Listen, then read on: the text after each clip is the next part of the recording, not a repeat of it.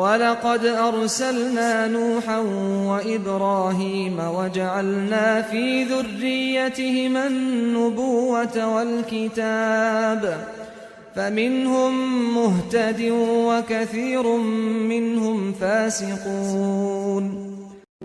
തീർച്ചയായും നാം നോഹിനെയും ഇബ്രാഹീമിനെയും ദൂതന്മാരായി നിയോഗിച്ചു. അവർ ഇരുവരുടെയും സന്തതികളിൽ പ്രവാചകത്വവും വേദഗ്രന്ഥവും നാം ഏർപ്പെടുത്തുകയും ചെയ്തു. അങ്ങനെ അവരുടെ കൂട്ടത്തിൽ സന്മാർഗം പ്രാപിച്ചവരുണ്ട്. അവരിൽ അധിക പേരും ദുർമാർഗികളാകുന്നു.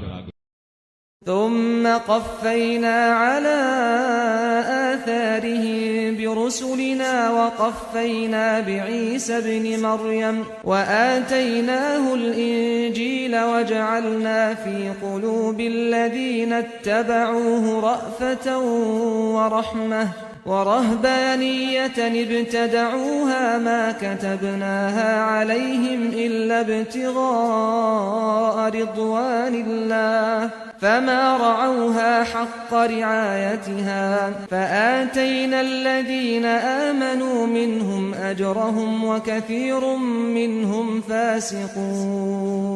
പിന്നീട് അവരുടെ പിന്നിലായി നാം നമ്മുടെ ദൂതന്മാരെ തുടർന്നയച്ചു. മറിയമിന്റെ മകൻ ഈസായെയും നാം തുടർന്നയച്ചു. അദ്ദേഹത്തിന് നാം ഇഞ്ചീൽ നൽകുകയും ചെയ്തു.